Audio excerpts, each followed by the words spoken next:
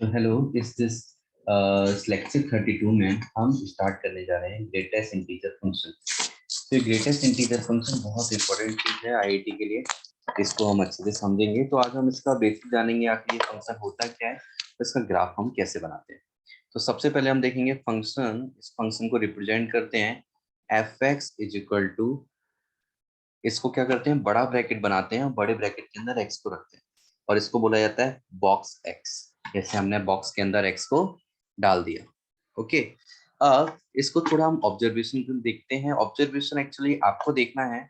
मैंने कुछ क्वेश्चंस लिखे हैं लेफ्ट साइड में। इन क्वेश्चंस के आंसर्स आपको दे रहे हैं।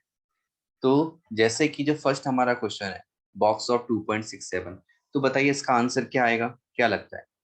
या फिर एक काम करते हैं, मैं इसके कुछ आंसर लिखता जाता हूँ, आप लोग सोचिए कि आखिर ये बॉक्स काम कैसे करता है। तो यदि हम x के 2.67 रखते हैं तो ये हमें आंसर देता है 2। यदि हम इसके अंदर 0.2 रखते हैं तो आंसर क्या देता है हमें, 0। तो थोड़ा थोड़ा आइडिया मिल रहा होगा किस तरह से वैल्यू देता है। थोड़ा और आगे बढ़ते हैं, -1.4 यदि हम इसमें डालेंगे तो आंसर क्या मिलेगा। हो सकता है आपको लग रहा हो -1, लेकिन ऐसा नहीं, ये देगा हमें आंसर -2। -0.7, इसमें 0 नहीं, इसमें आंसर हमें मिलेगा -1। अब 2 होता है तो जब इंटीजर रहता है तो इंटीजर ही हमें आंसर मिलेगा। तो आंसर मिलेगा 2। और -4 पर -4, मतलब इंटीजर पर इंटीजर ही आंसर मिलता है। डेसिमल वाली जो चीजें होती है वहां थोड़ी सी चीजें चेंज हो जाती है। तो इसको हम एक नंबर लाइन से थोड़ा और समझते हैं। मैं एक नंबर लाइन ड्रॉ करता हूँ। मैंने एक नंबर लाइन बनाई। अब इस नंबर लाइन पर मैं मार्क करूंगा 0, 1, 2, 3। यहाँ पर -1, -2, इस तरह से मैंने मार्किंग की। अब ये जो नंबर्स हैं, जैसे 2.67 है, इसको नंबर लाइन पर मार्क कर देते हैं। तो 2.67 कहाँ पर आएगा, यहाँ कहीं आएगा, है ना। 2.67, 2.67। तो हमें ग्रेटेस्ट इंटीजर फंक्शन किस तरह काम करता है यह हमें सीखना है। तो इसको हम ग्राफ से बहुत आसानी से सीख सकते हैं। तो सबसे पहले ग्राफ या फिर नंबर लाइन, उस पर हम मार्क करेंगे जो नंबर दिया है, डेसिमल में जो नंबर है। अब उस नंबर के लेफ्ट में देखेंगे, जस्ट लेफ्ट में सबसे बड़ा इंटीजर कौन सा है, या फिर बोले सबसे पास वाला इंटीजर कौन सा है। तो ये बॉक्स जो होता है ग्रेटेस्ट इंटीजर फंक्शन ऑन हमेशा लेफ्ट साइड में दिखता है, इसको राइट साइड में नहीं दिखता। तो लेफ्ट साइड में हमें कौन सा नंबर दिखा, 2 नंबर दिखा। तो इसलिए उसका आंसर कितना आ गया, 2। अब नाउ सेकंड क्या है, 0.2। 0.2 कहाँ पर होगा, यहाँ पर होगा। इसके लेफ्ट में क्या दिख रहा है हमें, 0। तो ये हमारा आंसर 0 हो गया। अब निगेटिव वाला देखो, ये चीज इंटरेस्टिंग है। हमें क्या लिखना है, -1.4। तो -1.4 कहाँ पर होगा, यहाँ कहीं होगा, -1.4। तो इसके लेफ्ट में कौन मिला, -2, इसलिए आंसर क्या आया, -2। तो पहले हम सोचते हैं कि 0.2 में जीरो इंटी, ये वाला यहाँ 0 लिखा है तो 0 लिख दिया आंसर। 2.67 में पॉइंट से पहले 2 लिखा है तो 2 आंसर लिख दिया। तो इसी तरह -1.4 में पॉइंट से पहले -1 है तो आंसर -1 आना चाहिए, लेकिन ऐसा नहीं होता है। यहाँ पर यहाँ पर ये -1.4 हमने नंबर लाइन पर पुट किया और लेफ्ट साइड में हमें इंटीजर क्या मिल गया, -2। ओके, फिर -0.7 को मार्क करेंगे हम, -0.7। तो ये लेफ्ट साइड में हमें क्या मिलेगा, -1। अब जब 2 है तो 2 को ही मार्क किया, तो 2 अपने आप में एक इंटीजर है तो इंटीजर आंसर मिल जाता है। सिमिलरली -4 है, ये भी अपने आप में इंटीजर है तो हमें इंटीजर आंसर ही मिल जाता है। अब इसके ग्राफ के बारे में हम जानते हैं। तो अभी तक ये समझ में आ गया, जब इंटीजर होगा तब ज्यादा दिमाग नहीं लगा। इंटीजर बॉक्स के अंदर होगा तो इंटीजर ही आंसर मिलेगा। डेसिमल होगा तो हम नंबर लाइन पे पुट करके देख लेंगे लेफ्ट साइड में हमें कौन सा इंटीजर मिलने वाला है। अब इसके ग्राफ की बात करते हैं। तो ग्राफ पर सबसे पहले हम मार्किंग करेंगे। मार्किंग यहाँ पर 0 होगी, फिर यहाँ 1, ये 2, ये 3, ये 4।